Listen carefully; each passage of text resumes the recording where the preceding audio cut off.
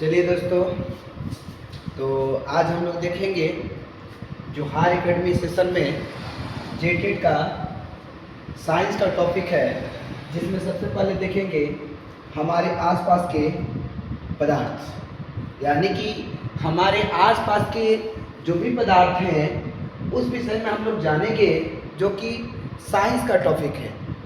तो सबसे पहले देखेंगे, हमारा वीडियो देखने के लिए चैनल को सब्सक्राइब करें और बेल आइकन को दबाएं और लाइक भी करें अगर आपको अच्छा लगेगा वीडियो।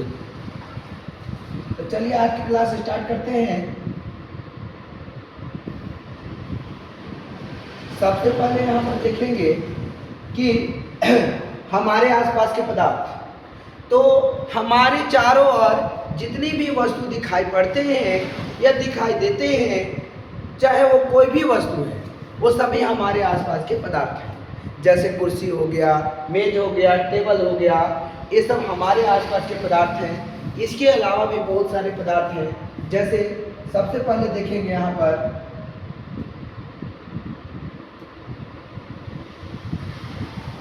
पदार्थ का भौतिक स्वरूप। पदार्थ का क्या देखेंगे?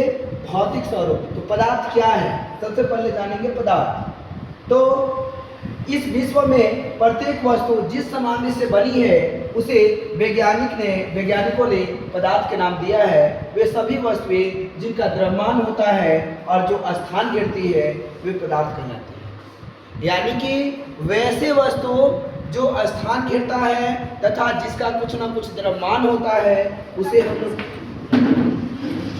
लोग क्या कहते हैं? पदार्थ कहते हैं। तो अभी जस्ट स्टार्ट किए थे, ठीक है।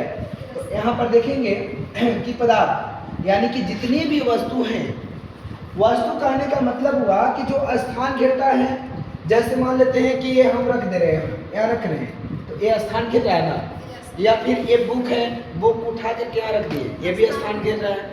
तो जो स्थान घेरता है तथा जिसमें कुछ ना कुछ द्रव्यमान होता है उसे पदार्थ कहते हैं। जैसे यहाँ पर देखेंगे हवा, तो हवा क्या है कि स्थान भी घेरता है, उसका कुछ ना कुछ वजन होता है। भोजन हम लोग करते हैं तो हम लोग का पेट भर जाता है, यानी स्थान घेरा।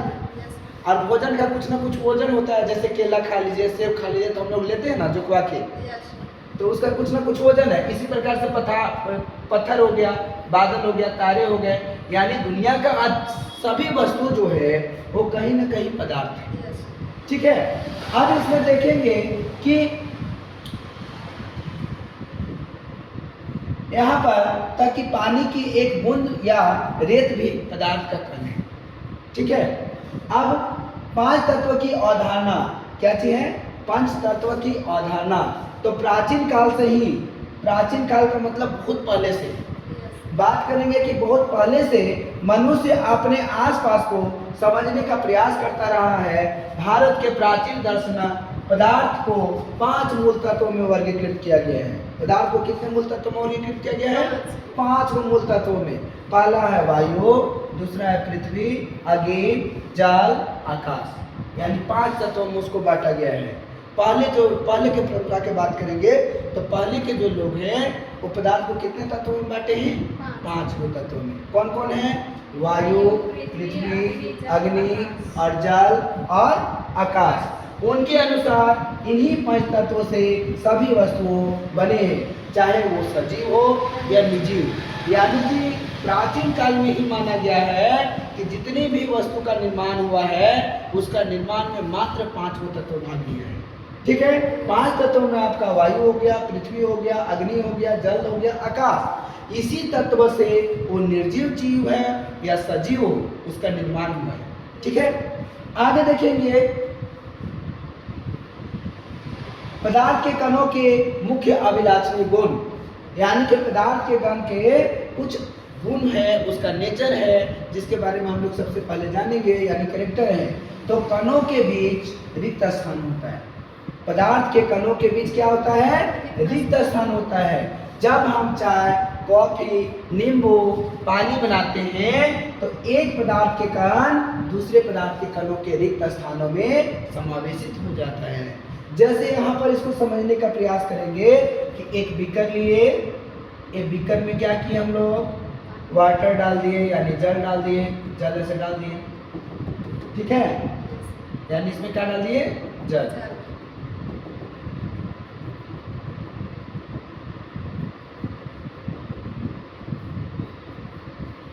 अब जल में जब हम लोग ऊपर से क्या डाल देते हैं, नमक डाल देते हैं, नमक डाल देते हैं, तो नमक इस जल में घुलता है तो दिखाई देता है, नहीं दिखाई देता है। इसका मतलब कि जो जल पदार्थ था उसमें कुछ ना कुछ रिक्त स्थान था, इस चलते नमक रिक्त स्थान में क्या हो गया, जाके समावेशित हो गया, यानी समा गया जाके, ठीक है।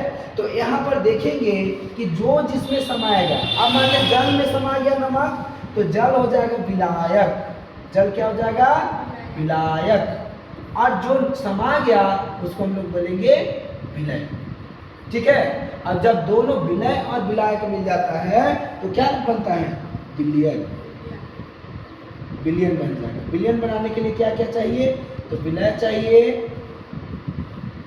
प्लस विलायक, जिसका मात्रा ज्यादा होगा वो विलायक कहलाएगा और जिसका मात्रा कम होगा वो विलय कहलाएगा। जैसे मान लेते हैं कि 4 kg चीनी है, 4 kg चीनी में अगर मान लेते हैं हम 20 ml जल डालेंगे तो पता चलेगा चीनी में, नहीं पता चलेगा। तो यहाँ पर जल जो है वो क्या हो जाएगा, विलय, और चीनी हो जाएगा विलायक, ठीक है। उसी प्रकार से अगर मान लेते हैं कि जल का मात्रा हम ले लिए बीकर में, जल कितना ले लेते हैं, तो जल मान ले 2 लीटर ले लिए, 2 लीटर जल है, और इसमें हम 50 ग्राम यानी 500 ग्राम क्या डाल दिए, चीनी डाल दिए, तो चीनी क्या हो जाएगा, विलय, और जो जल है वो क्या हो जाएगा, विलायक, ठीक है।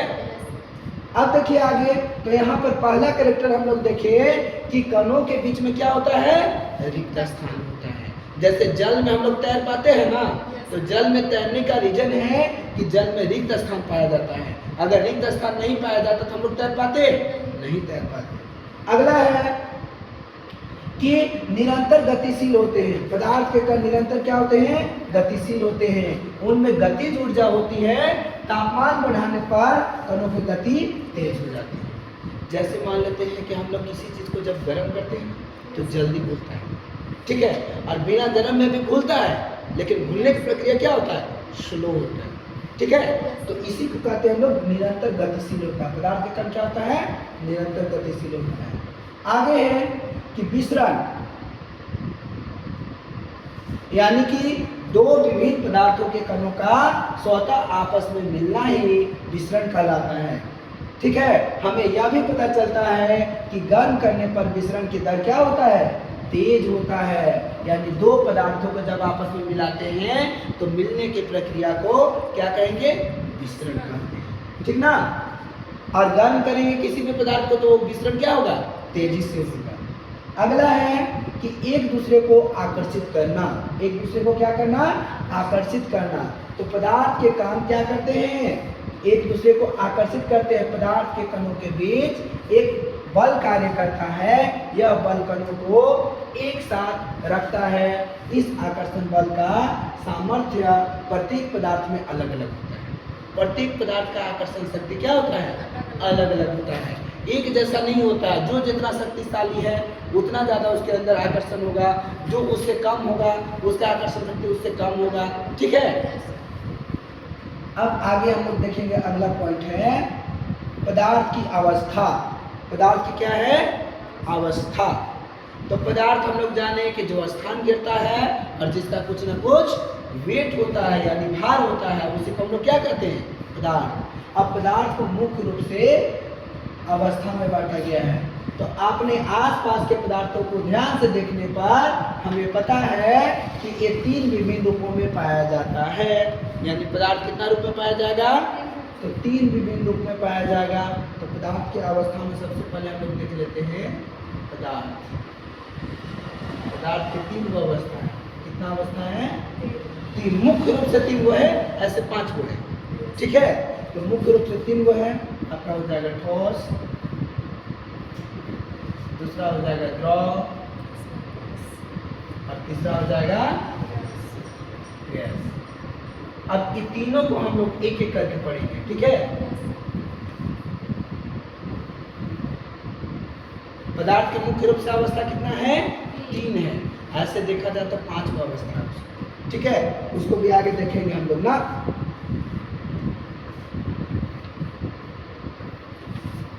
तो देखिए हाँ, पदार्थ में ठोस अवस्था हो गया, सॉलिड स्टेट, द्रव अवस्था हो गया और गैस अवस्था हो गया, ठीक है। सबसे पहले आकार का बात करेंगे। किसका बात करेंगे? आकार का। तो आकार क्या होता है ठोस अवस्था का? निश्चित होता है। आकार क्या होता है?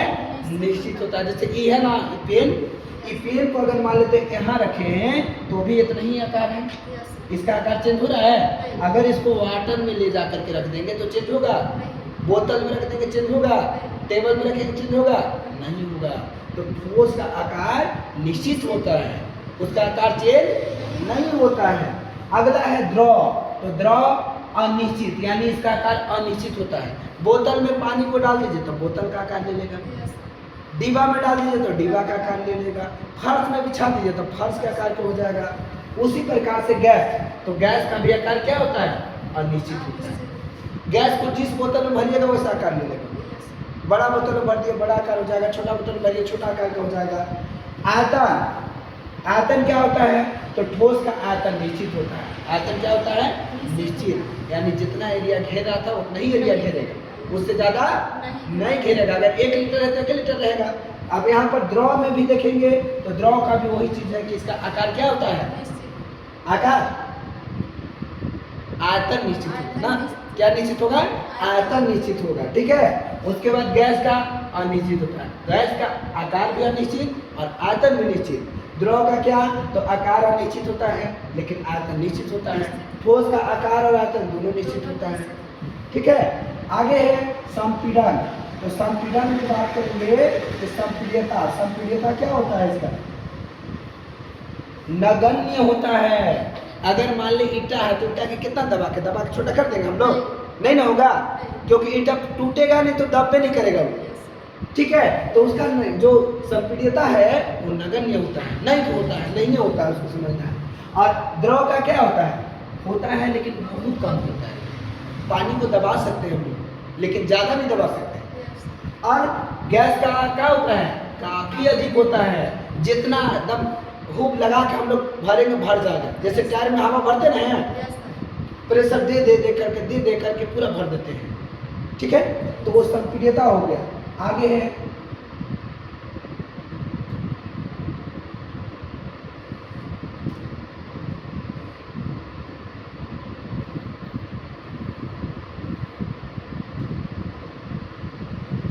आगे आ गया दृढ़ता या बहाव।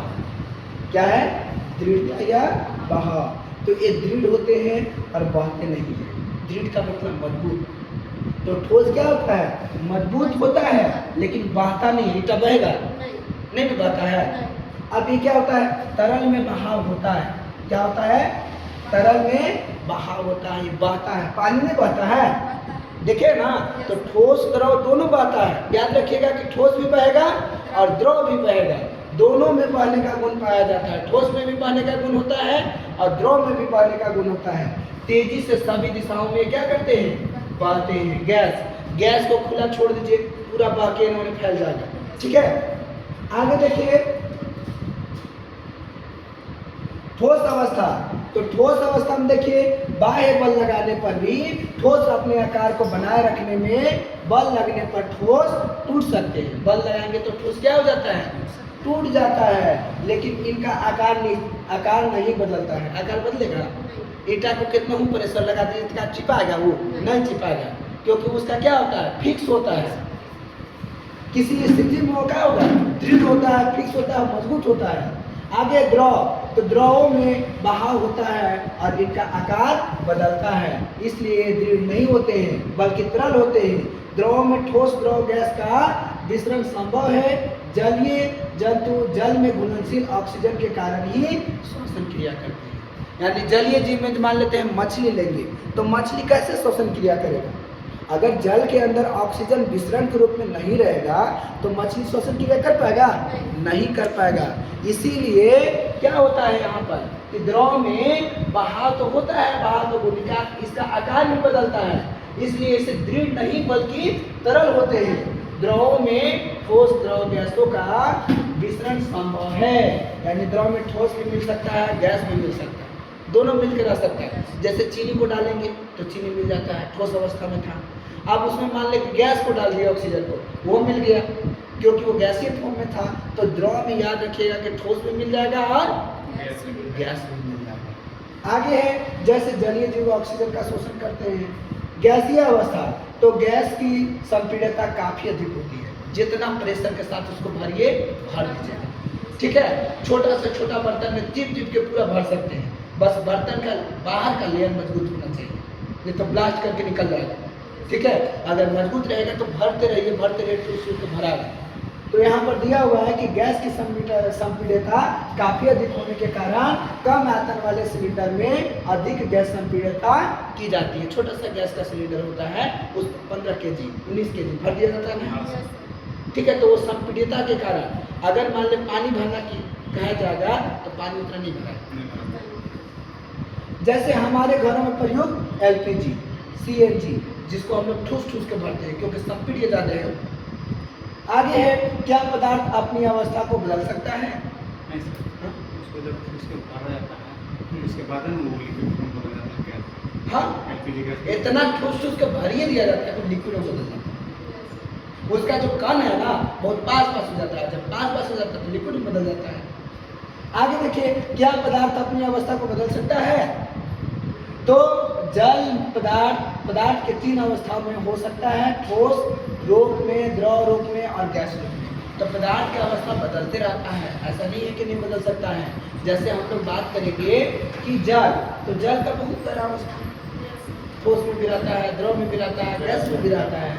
तो तापमान परिवर्तन का प्रभाव, तापमान में परिवर्तन का प्रभाव क्या पड़ेगा? तो गलनांक, जिसको हम लोग मेल्टिंग पॉइंट भी बोलते हैं, गलनांक को क्या बोलेंगे? Melting point. तो जिस ताप पर ठोस क्या होगा? पिघल कर द्रव में बदलता है, वह इसका गलनांक कहलाता है। गलनांक किसको कहेंगे? तो जिस टेम्परेचर में ठोस पिघल करके द्रव में बदलेगा। ठीक है, जैसे बर्फ था, अब बर्फ को हम गर्म करेंगे तो बर्फ पिघलेगा और द्रव में बदलेगा, तो उसी को उसका क्या बोलेंगे? गलनांक। सर वो ठोस बदला उसको गलनांक बोलेंगे, जो कि उस तापमान में बदला उस तापमान को बोलेंगे तापमान। ठीक है, यानी कि यहाँ गलनांक में उसका मेल्टिंग पॉइंट दिया रहेगा। ठीक है, मेल्टिंग पॉइंट की बात करेंगे तो जिस टेम्परेचर में ठोस पिघल कर द्रव में बदलेगा वह उसका गलनांक कहलाएगा। बर्फ का गलनांक कितना होता है? 0 डिग्री सेल्सियस ना, सेल्सियस में कितना मानेंगे? 0 डिग्री सेल्सियस। 0 डिग्री सेल्सियस से ऊपर जैसे ही जाएगा और बर्फ में क्या होगा? पिघलना चालू होगा। ठीक है, 0 से अगर नीचे कीजिएगा तो वो नहीं पिघलेगा, बर्फ बनेगा। ठीक है, अब इसका केल्विन में मान करेंगे तो केल्विन में कितना होता है? 273.5। ठीक है, अब आगे देखिए क्वथनांक, तो क्वथनांक भी है यहाँ, यानी बॉइलिंग पॉइंट। तो वायुमंडलीय दाब पर वह तापमान जिस पर द्रव उबलने लगता है, जिस पर द्रव क्या होगा? उबलने लगेगा, उबलेगा, खौलेगा। जैसे नहीं होता है कि भात को हम लोग जब सिझाते हैं पूरा फटकने लगता है। ठीक है, तो वायुमंडलीय दाब पर यानी कि वह तापमान जिस पर द्रव उबलने लगता है उसे क्वथनांक कहते हैं। जल के लिए यह तापमान कितना होता है? 373 केल्विन। और डिग्री सेल्सियस से बात करेंगे तो 100 डिग्री सेल्सियस। ठीक है, कितना डिग्री सेल्सियस होता है? 100 डिग्री सेल्सियस। और यहाँ पर डिग्री को यहाँ पर क्या करना है? केल्विन में हम लोग को 100 जोड़ दिए, यहाँ केल्विन में आ गया। ठीक है, इसका फार्मूला भी है, फार्मूला में हम लोग देखेंगे। आगे है उदरोपातन। तो उदरोपातन में हम लोग बात करेंगे। उदरोपातन किसको बोलेंगे मुख्य रूप से? उदरोपातन पढ़ाएंगे थोड़ा सा, देखिए। उदरोपातन में हम लोग बात करेंगे कि द्रव अवस्था में परिवर्तित हुए बिना कोई ठोस डायरेक्ट गैस अवस्था में बदल जाएगा। जैसे कपूर देखते ना है, कपूर ठोस अवस्था में है, उसको जलाइएगा तो डायरेक्ट गैस से बन जाता है, तो वो उदरोपातन का एग्जाम्पल है। ठीक है, यानी कपूर का पिघलना उदरोपातन का एग्जाम्पल है। फिनाइल जानते हैं, फिनाइल के गोली आता है, गोली भी पिघल के वो क्या बदल जाता है, गैस बदल जाता है, वो भी उदरोपासन का एग्जाम्पल है। ठीक है, तो यहाँ पर दिया हुआ है कि द्रव अवस्था में परिवर्तित हुए बिना ठोस अवस्था से सीधे गैस अवस्था में बदलने की प्रक्रिया को क्या कहते हैं, उदरोपासन। कपूर या अमोनियम क्लोराइड का विलयन। ठीक है, अब देखिए आगे, सर कपूर या अमोनियम क्लोराइड है? कपूर है, कपूर या अमोनियम क्लोराइड। ठीक है, कपूरे को अमोनियम क्लोराइड बोलेंगे हम। हाँ बस यही कुछ। ठीक है, अमोनियम क्लोराइड बोलिए या कपूर बोलिए, बात बराबर है, कोई दिक्कत नहीं। अमोनियम क्लोराइड से ही कपूर बनाया हाँ। जाता है। याद रखिएगा, अमोनियम क्लोराइड से ही सिंपल नाम बता क्या है, सिंगल की कपूर। हाँ। देखिए हमने या नहीं देखा इसलिए बोल रहे हैं कपूर। आगे देखिए, निक्षेपण। निक्षेपण में देखेंगे गैस से सीधे ठोस में बनने की प्रक्रिया को निक्षेपण करते हैं। गैस से सीधा क्या चीज बदलेगा, ठोस में। तो गैस से जब सीधे ठोस में बदलेगा तो उसको क्या कहेंगे, निक्षेपण। ठीक है, कोई ऐसा पदार्थ बताइए जो गैस से ज्यादा ठोस पदार्थ बदलेगा। ये गैस में हाँ, गैस है पानी तो नहीं हो सकता। पानी नहीं होता, गैस से डायरेक्ट ठोस में बदलेगा। क्या है? इसको देखेंगे आएगा, ट्यूशन भी आएगा। ठीक है, आगे है दाब परिवर्तन का प्रभाव। बर्फ उसमें हम बोल रहे थे। सीधी बोल रहे थे, ठोस में द्रव को ऑप्शन ही नहीं। तो दाब परिवर्तन के प्रभाव में हम लोग देखेंगे, दाब बढ़ाने पर क्या होता है, दाब बढ़ाने पर तापमान घटने से गैस द्रव में बदल सकती है। दाब बढ़ाएंगे और तापमान घटेगा भी तो द्रव में बदल जाएगा। गैस से क्या चीज बदल जाएगा, द्रव में। ठोस कार्बन डाइऑक्साइड यानी CO2, ठीक है, ठोस कार्बन डाइऑक्साइड को उच्च दाब पर संग्रहित किया जाता है। कितना दाब पर, उच्च टेम्परेचर पर संग्रहित किया जाएगा। वायुमंडलीय दाब का मान 1 एटमॉस्फेयर होने पर यह सीधे गैस में बदल जाती है। वायुमंडलीय दाब कितना होगा, 1 एटमॉस्फेयर। जब 1 एटमॉस्फेयर वायुमंडल का दाब होगा तो वो क्या करेगा, सीधा गैस में बदल जाएगा। यह कारण है कि इसे शुष्क बर्फ कहा जाता है। ट्यूशन पूछ देगा कि निम्न में से कौन शुष्क बर्फ है, तो कार्बन डाइऑक्साइड को शुष्क बर्फ कहा जाता है, याद रखिएगा। ठीक है, यानी CO2 कार्बन डाइऑक्साइड को शुष्क बर्फ को बोलते हैं। CO2 तो गर्म गैस में है। शुष्क मैंने जैसे ठोस अवस्था में पाया जाता है, अभी आगे हम ट्यूशन करेंगे तो बताएंगे इसको। ठीक है, कार्बन डाइऑक्साइड एक प्रकार से शुष्क ठोस है। ठीक है, ठोस में रहेगा बर्फ शुष्क। आगे देखिए, वाष्पीकरण। वाष्पीकरण किसको बोलेंगे, यानी क्वथनांक से कम तापमान, क्वथनांक से कम तापमान पर द्रव के वाष्प में बदलने की प्रक्रिया को वाष्पीकरण।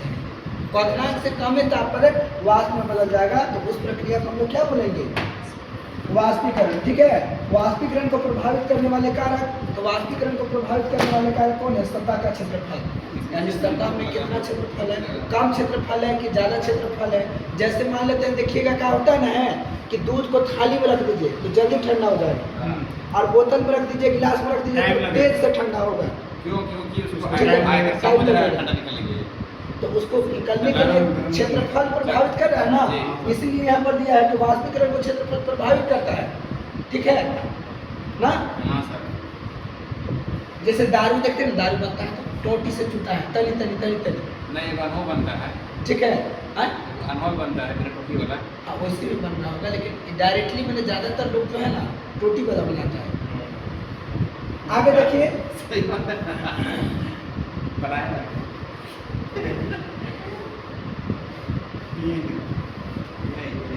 कर सकते हैं।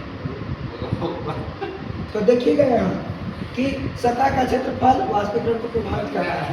अगला है तापमान में वृद्धि। अगर तापमान में बढ़ाएंगे तो वाष्पीकरण क्या होगा, प्रभावित होगा।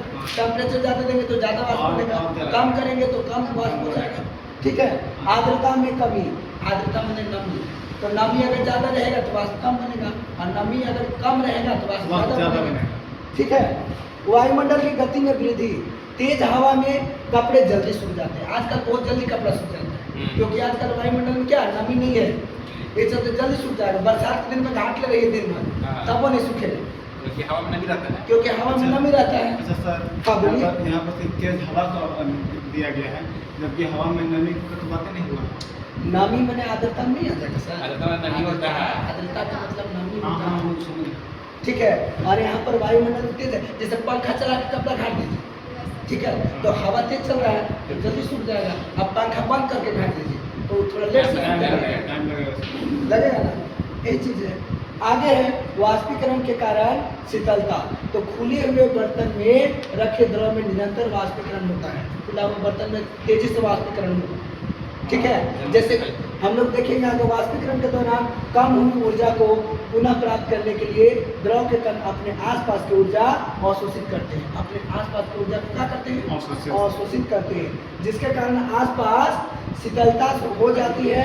उदाहरण के लिए हथेली पर एसीटोन नेल पॉलिश रिमूवर गिराने पर ठंडक लगना, गर्मियों में सूती कपड़े पहनना या मिट्टी के घड़े का पानी ठंडा होना, ये सब वाष्पीकरण का कारण है।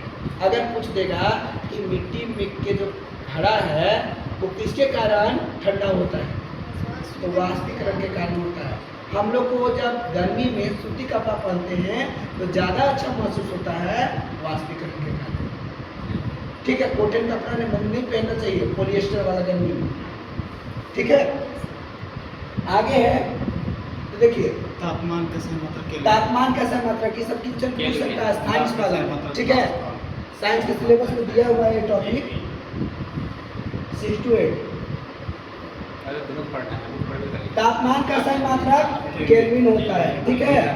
0 डिग्री सेल्सियस बराबर 273 केल्विन होता है ना।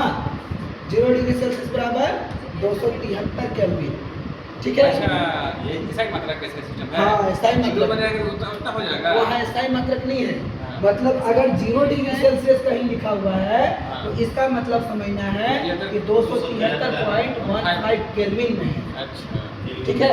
अगर केल्विन में इतना लिखना है तो समझना कि 0 डिग्री सेल्सियस, दोनों बराबर है। माने मान लेंगे कि किलो पूरा 0 डिग्री हाँ। और पॉइंट बोलेगा तो 73। हाँ हाँ सर, अगर 2 डिग्री सेल्सियस अगर हो गया तो हम 2 से गुना कर सकते हैं।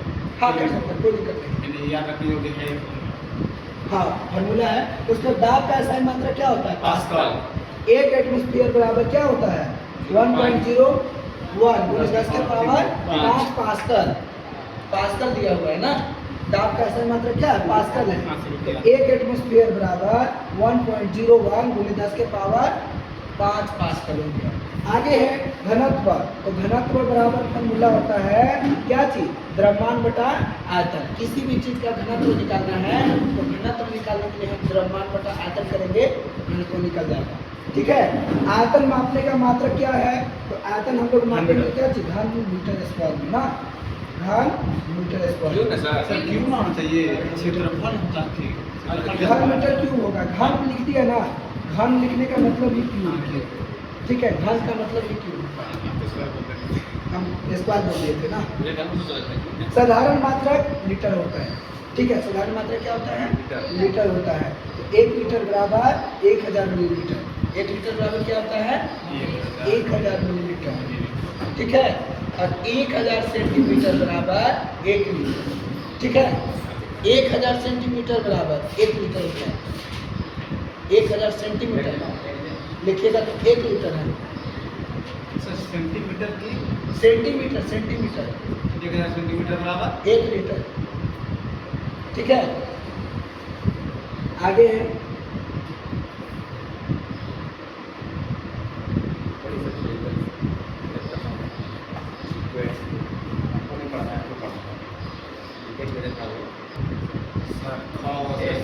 तो देखिए यहाँ पर क्वेश्चन है ना।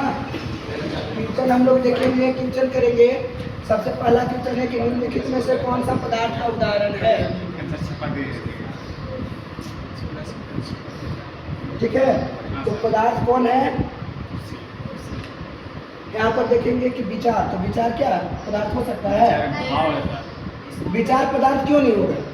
सर वो भाव है, हाँ? वो भाव विचार है सर। तो भाव है इसलिए हम पदार्थ नहीं कहेंगे। नहीं कहेंगे। क्यों नहीं? क्यों हम पूछ रहे हैं? क्यों नहीं उसको सर पदार्थ 3 तरह के माना गया है। ठोस जिसको पकड़ सकते हैं, द्रव जो तरल है, वो गैस ऐसा ना नहीं है। पदार्थ का डेफिनेशन है कि जो स्थान लेता हो और जिसका कुछ ना कुछ द्रव्यमान होता है, ऐसा वो कुछ नहीं पदार्थ वही है। डिफिनेशन, मेन डिफिनेशन वही है कि जो स्थान घेरता है तथा जिसका कुछ ना कुछ द्रव्यमान होता है वही पदार्थ हो सकता है। लेकिन भाव विचार का कुछ नहीं गंध करता में नहीं है। होगा ठीक है, सर। तो भाव विचार का तो भाव स्थान घेरेगा, नहीं सर, नहीं घेर उसका सकता। वजन है जी जी नहीं है, कुर्सी होगा इसका। तो इसका आंसर क्या हो जाएगा? कुर्सी। कुर्सी हो जाएगा ना। आगे देखिए, इसका भी आंसर क्लियर दिया हुआ है, पदार्थ के कणों के बीच क्या पदार्थ में हम लोग कर लेंगे। कोई ऐसा पदार्थ नहीं के होता। कणों के बीच क्या पाया जाता है? तो पदार्थ के कणों के बीच हम लोग के क्या पाया जाता है? हम तुरंत पढ़े थे ना कि क्या पाया जाता है? रिक्त स्थान पाया जाता है। पदार्थ के कणों के बीच रिक्त स्थान, इसी चलते हम लोग पानी में तैर लेते हैं, लेकिन पानी में नहीं तैर पाते। अब इसी कारण पानी में है से चीनी घुल जाता है, इसमें मतलब गैप है। रिक्त स्थान है उसमें। हाँ, किसमें लगे पता नहीं किसको है। आगे है ठोस पदार्थ। ठोस का आकार आयतन निम्न में से कैसा होता है? तो ठोस का आकार और आयतन दोनों क्या होता है? निश्चित होता है। आकार भी निश्चित होता है और आयतन भी निश्चित होता है ना। तो कौन आंसर हो जाएगा इसका? निश्चित आकार और आयतन निश्चित। हाँ सर। ठीक है, अब इसको कैसे समझेंगे? जैसे ये किताब है, ठीक है, ये किताब है ना, तो किताब को अगर मान लेते हैं कि हम टेबल में रख दिए तो पूरा स्थान घेर दिए, यहाँ पे लेके रख दिए उतना ही ना स्थान घेर रहा है। इसको पानी में डुबा देंगे तो पानी जैसा हो जाएगा, किताबें ना रहेगा। तो ये कहीं भी लेके जाइए इसको, इसका आकार फिक्स रहेगा और आयतन भी निश्चित रहेगा। ठीक है, हाँ सर, एक मिनट। अच्छा निश्चित है, ठीक है। हाँ। आगे देखेंगे। निश्चित आकार का निश्चित निम्नलिखित में से किसमें कणों के बीच आकर्षण बल सबसे अधिक होता है? सबसे अधिक आकर्षण बल किसमें होगा? अब देखिए, यहाँ लोहा है, जल है, मिट्टी का तेल है, ऑक्सीजन है, तो लोहा में क्यों होगा? क्योंकि उसमें आकर्षण है, उसमें सर उदाहरण के साथ चुंबक क्योंकि उसमें आयरन होता है। देखिए, हम लोग जो उदाहरण है उसमें बात कर रहे हैं, उदाहरण से बाहर हम एक अकेले जाएंगे। ठीक है, क्योंकि जो यहाँ पर क्वेश्चन दिया रहेगा, क्वेश्चन में आंसर करना है हमको, इसलिए दुनिया में सर- देखना है कि क्या है। सर इसलिए ठीक ना- है, तो देखिए जल क्या है कि जल से हम लोग को चोट ज़्यादा नहीं लगता है, ऐसे भी समझ सकते हैं। ठीक है, मिट्टी के तेल से ज़्यादा चोट नहीं लगेगा, सेम चीज है। ऑक्सीजन से ज़्यादा चोट नहीं लगेगा, लेकिन लोहा से ज़्यादा चोट लगेगा। तो आकर्षण- जिसके पदार्थ के बीच आकर्षण शक्ति ज़्यादा होगा वो ज़्यादा ठोस पदार्थ होगा, और ठोस पदार्थ होगा तो उसमें कस के ऐसे, जैसे यहाँ पर देखिए एक पदार्थ है ना, तो इसका जो कण है बहुत पास होता है, ऐसे होगा। ठीक है, जैसे मिट्टी के तेल में हम लोग तैर सकते हैं, लेकिन क्या लोहा में तैर सकते हैं? तैर के देखिएगा, चोट लग जाएगा रट से। मतलब जिसमें कण ज्यादा नहीं देखो आकर्षण बल का। हाँ, जैसे जल में देखेंगे तो जल में क्या होगा? तो जल के बीच में थोड़ा दूरी पाया जाएगा, इसमें जल में हम लोग जब तड़केंगे ना तो पानी एनोल होगा। ठीक है, तो उसका कण जो है वो दूर होता है। ठीक है, उसी तरह से मिट्टी के तेल में भी दूर होता है, ऑक्सीजन में भी दूर होता है। ऑक्सीजन में आप दूर होगा क्योंकि गैस है। तो इसका सही आंसर क्या होगा? नहीं सर, आकर्षण बल मतलब हमको नहीं समझ में आता, इसलिए इस बात ये हो जाएगा ना। देखिए, कभी भी हम लोग बात करेंगे तो ऑप्शन के हिसाब से, दुनिया में बहुत चीज़ है लेकिन हमको तो क्वेश्चन सही करना है ना।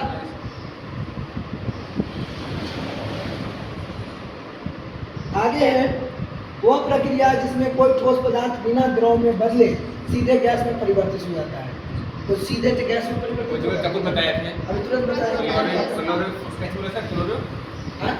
Ammonium chloride, ammonium chloride. तो यहाँ पर देखिए ना कि यही समझना है कि जो डायरेक्ट ठोस अवस्था में था द्रव में बदल गया वो क्या कहलाएगा? ऊर्ध्वाधर। ठीक है, तो इसका सही आंसर क्या हो जाएगा? ये हो जाएगा। आगे है, आगे क्वेश्चन है हुआ कि सामान्य वायुमंडलीय दाब पर जल का क्वथनांक कितना होता है? तो जल का क्वथनांक कितना होगा? 100 डिग्री सेल्सियस होता है ना। जल का क्वथनांक क्या होता है? तो वहाँ लिख दिया। बॉइलिंग पॉइंट लिख के किया था। अच्छा, यहाँ पर देखिए, क्वथनांक का मतलब ही होता है बॉइलिंग पॉइंट, कितना में गर्म करेंगे जल को हमको। ठीक है, तो गर्म करने के लिए जल को हमको 100 डिग्री सेल्सियस देना होगा, नहीं तो गर्म नहीं होगा। ठीक है, और केल्विन में बात करेंगे तो 373 केल्विन ना। आगे है, लाइट ऑफ कर दें, लाइट ऑफ कर दें, वीडियो बना रहे हैं। आगे देखिए, गर्मियों के दिनों में घड़े का जल किस प्रक्रिया के कारण ठंडा हो जाता है? वाष्पीकरण। तो किसके कारण होता है? वाष्पीकरण के कारण। अभी तुरंत बुक पढ़े थे इसको हम लोग, इसका आंसर ई हो जाएगा। ठीक है, अब आगे देखिए, तापमान का अंतरराष्ट्रीय मात्रक क्या है? केल्विन। तापमान का मात्रक केल्विन। तापमान का सही मात्रक क्या हो जाएगा? केल्विन। केल्विन हो जाएगा ना। शुष्क बर्फ वास्तव में क्या है? Carbon dioxide. Carbon dioxide. अभी तुरंत पढ़े थे ना, ठोस कार्बन डाइऑक्साइड। तो हो जाएगा क्या चीज? ठोस कार्बन डाइऑक्साइड। ठोस कार्बन डाइऑक्साइड। ठोस कार्बन। हाँ सर, हाँ। स्पेस वाला को भी आपसे किए थे ना। इस सवाल कार्बन में डाइऑक्साइड जो है गैस, वो तो गर्म गैस है, तो आखिर बर्फ कैसे बनेगा? यानी कि शुष्क बर्फ जो है ना, शुष्क का मतलब कि गर्म, ठीक है, गर्म का बात करेंगे तो एक प्रकार से कार्बन डाइऑक्साइड। शुष्क माने गर्म होता है। शुष्क माने गर्म होता है, आर्द्र मतलब नमी होता है, शुष्क मतलब गर्म होता है। ठीक है, मजीद भटकना सा लग रहा है। देखिए साइंस का सवाल है तो थोड़ा सा तो दिक्कत होगा। मैंने कुछ बातें तो चलना है भूल गया ना। कुछ बात को आपको माइंड करके भी चलना होगा, और कुछ बात है कि यहाँ पर समझने वाला भी है। ठीक है, हर चीज एक ही तरह नहीं मिल जाएगा। अब देखिए यहाँ पर वैज्ञानिकों के अनुसार पदार्थ की कुल कितनी अवस्थाएं होती है? तो पदार्थ की कुल अवस्था कितना है? गैस प्लाज्मा क्या बोलते हैं सर? यानी कि ठोस है, द्रव है, गैस है। प्लाज्मा हम लोग के बॉडी में पाया जाता है। ठीक है, आप डॉक्टर नहीं हैं, तो जांच कैसे करते हैं? ब्लड से। सिरप से करते ना हाँ, है, सिरप से। तो जनता ना है, वही प्लाज्मा है। जमता से बोले। हाँ। और तो जानते हैं पर सिर्फ और बोलते एक हैं। होता है बोस आइंस्टाइन, ये हड्डी वाला हो गया। नहीं, बोस आइंस्टाइन दूसरा चीज है। अच्छा बोस बोले, हमको कौन सुनाया? ठीक है, ये तो क्या पदार्थ चीज़ के मूल रूप से कितना अवस्था है? 5। और ऐसे देखा जाए तो 3। ठीक है, आगे है 300 केल्विन तापमान डिग्री सेल्सियस में कितने बराबर होंगे? 300। तो 300 कितना होगा? 27 डिग्री सेल्सियस के बराबर होगा। ठीक है, कितना डिग्री सेल्सियस के बराबर होगा? 27 डिग्री सेल्सियस। ये फार्मूला से निकलता है। ठीक है, लेकिन फार्मूला जब हम लोग पढ़ेंगे तो इसको पढ़ेंगे ना। आगे है गैसों के विसरण का एक उदाहरण। तो गैस का विसरण का क्या उदाहरण है? तो गैस में मिल एक गया तरह के शुद्ध हवा में करना। इत्र की खुशबू का हवा में फैलना गैस का उदाहरण। ठीक है, यानी कि जब हम लोग स्प्रे मारते हैं तो पूरा रूम जो है ना इस तरह स्प्रे होता है। आगे देखिए, निम्नलिखित में कौन सा पदार्थ अत्यधिक संपीड्य किया जा सकता है? तो एलपीजी और सीएनजी दोनों को ज्यादा संपीड्य किया जा सकता है ना। संपीड्य का मतलब जितना ठूस ठूस के भरना है भर दीजिए। सर, हाँ चलिए आपसे इस पे गैस के बारे में बोल दीजिए। एक सवाल आया आपसे, बोलिए। अभी जानना चाहते हैं सर, गैस में गंध होता है कि नहीं? नहीं, गैस गंधहीन होता है। गंधहीन होता है? हाँ, उसमें गैस उसमें गैस जो है ना गंध के लिए, पहचान के लिए उसमें मिलाया जाता है बाहर से। यही बात हम जानते हैं। ठीक है, हम इस बात को बता देंगे हाँ। कि जैसे मिट्टी तेल है, पेट्रोल है, ये कलरलेस है, कलर नहीं होता है, हाँ। लेकिन पहचानने के लिए उसमें कलर मिलाया जाता है। जैसे कि जो गैस में खाना बनता है वो गंधहीन होता है। जितने भी पेट्रोलियम पदार्थ हैं, याद रखिए, जो भी पेट्रोलियम पदार्थ हो गया उसका कोई कलर नहीं होता है, उसको कलर मिलाया जाता है ताकि लोग उसको पहचान पा सकें। पता चला पेट्रोल के जगह में डीजल डाला गया, डीजल के जगह में पेट्रोल डाला गया, इसीलिए गैस मिला है, उसमें मिलाया जाता है कलर। या फिर जो होता है एलपीजी गैस जो घर में खाना बनाते हैं, अगर उसको गैस माने कि नहीं रहेगा, गंदी रहेगा, गंदी रहेगा, पूरा फूट जाएगा। जिस तापमान पर कोई ठोस पिघल कर द्रव में बन जाता है तो वह उसका क्या कहलाता है? गैस। यानी जिस तापमान पर कोई ठोस पिघल कर द्रव में बन जाता है तो उसको क्या कहेंगे? गलनांक कहेंगे। जिस तापमान पर कोई ठोस पिघल कर द्रव बन जाता है, जैसे कि सर गलनांक बोलते हैं, इसमें क्या गलनांक का मतलब हो गया ना कि गल जाएगा। इसके बारे में बोल सकते हैं, हाँ? मोमबत्ती बोल सकते हैं, नहीं हाँ, मोम भी हो सकता है, कोई दिक्कत नहीं, मोम भी हो सकता है, बर्फ भी हो सकता है, लकड़ी भी पिघल जा रहा है, सोना भी पिघल जा रहा है, सब हो जा रहा है। ऐसा नहीं है कि खाली मोम में पिघलेगा। दुनिया का कोई वैसा पदार्थ नहीं है जिसको नहीं पिघलाया जा सकता। सबका एक गलनांक पॉइंट होता है, अलग अलग टेम्परेचर में गलेगा। आगे देखिए, बर्फ के गलन की गुप्त ऊष्मा कितनी होती है? तो बर्फ की गलन की गुप्त ऊष्मा कितना होता है? आपको याद नहीं रहता है। 3.34 गुने 10 के पावर 5 जूल पर केजी, जूल पर केजी है ना। आगे है वाष्पीकरण की दर किस पर निर्भर करता है? वाष्पीकरण की दर सतह का क्षेत्रफल, तापमान, वायु की गति, उपयुक्त सभी हो जाएगा। ठीक है। आगे द्रव की सतह के कणों का गैस में बदलने की स्वतः प्रक्रिया को क्या कहते हैं? वाष्पीकरण। इसको क्या कहेंगे? वाष्पीकरण। अगला क्वेश्चन है सौर मंडल में सितारों और सूर्य में चमक का क्या कारण है? तो चमक का मुख्य कारण क्या है? तो इसमें हम लोग देखेंगे उच्च तापमान और प्लाज्मा। उच्च तापमान और प्लाज्मा के कारण क्या होता है? सौर मंडल के ग्रह चमकता है। ठीक है। बोले कि मिलता है कैसे बोलती है? क्या चीज बोलिए? अभी आपको समझाए ना, हमको प्लाज्मा को बोलते हैं, जो ब्लड से सीरम निकलता है, जो नीचे बैठता है, वो प्लाज्मा बोलते हैं। चमक किसे होता है उसमें? बता रहे हैं। अब देखिए वायु का दाब मापने की इकाई क्या है? तो वायु के दाब मापने की इकाई क्या है? तो हम लोग अभी हम पढ़े थे पास्कल। ठीक है। क्या पढ़े थे? पास्कल। आगे है जल का हिमान केल्विन में होता है। तो जल का हिमान कितना होता है? 273 यानी कि 0 डिग्री से जो बोलेंगे 273.15 या 273 में लिख करके 0 डिग्री सेल्सियस। ठीक है। दोनों याद रखना है सर, पता चलेगा कि कुछ भी दे सकता है। निम्न में से किसका घनत्व सामान्य सबसे कम होता है? घनत्व सबसे कम। तो गैस का घनत्व सबसे कम होगा। क्यों होगा? तो देखिएगा कि गैस के जो कण होता है ना, बहुत दूर फैलाता है, यानी एक वेन नहीं है तो एक वेन नहीं है, भाग जाएगा तुरंत, चल जाएगा फिर से। तुरंत फैलेगा, क्योंकि उसके बीच आकर्षण शक्ति कम होता है। ठीक है। और कुछ कुछ ठोस है, ठोस के बीच आकर्षण शक्ति ज़्यादा होता है, इसीलिए अलग अलग नहीं होता जल्दी। खूब मारिए तब वो नहीं टूटेगा।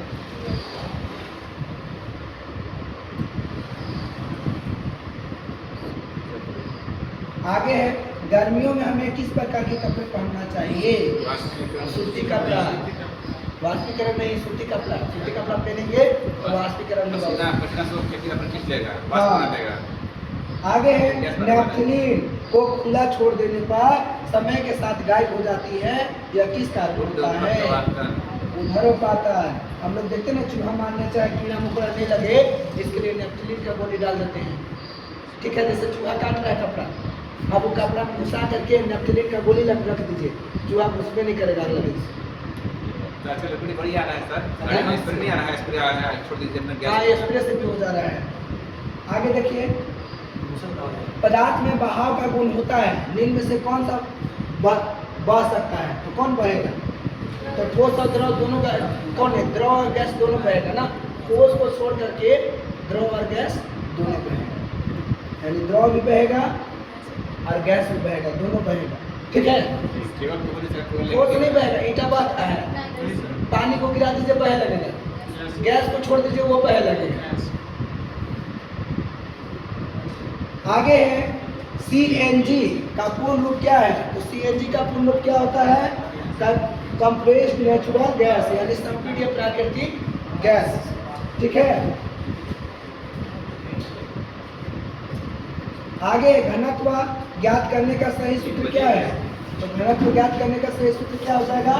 द्रव्यमान बटा आयतन। इससे पहले पढ़े थे हम लोग, घनत्व बराबर द्रव्यमान बटा आयतन। आगे है LPG का मुख्य घटक गैस कौन सी होती है? तो LPG का मुख्य घटक हो जाएगा आपका ब्यूटेन और प्रोपेन। आगे है पदार्थ के कण निरंतर गतिशील होते हैं, जिसके कारण उनमें कौन सी ऊर्जा होती है? गतिज ऊर्जा। कौन ऊर्जा पाया जाएगा? गतिज ऊर्जा। गतिज ऊर्जा के कारण ही वो निरंतर गतिशील होते हैं। ठीक है। आगे है तापमान बढ़ाने पर पदार्थ के कणों की गति पर क्या प्रभाव पड़ता है? बढ़ जाएगा, गतिज ऊर्जा बढ़ जाएगा। ठीक है। यानी जल्दी क्या हो जाएगा? जल्दी वाष्प बनने लगेगा। ठीक है। जल्दी वाष्प बन के उड़ जाएगा, वही गतिज ऊर्जा है। आगे है बोस-आइंस्टाइन पदार्थ की कौन सी अवस्था है? पांचवी अवस्था है। चार ठीक है, तीसरा है आपका चौथा और ड्रग गैस प्लाज्मा और ये plasma, force drug gas Bose gas, plasma और बोस आइंस्टाइन। यही है बोस आइंस्टाइन पांचवा। पांचवा है। खत्म हुआ आज क्लास साइंस का।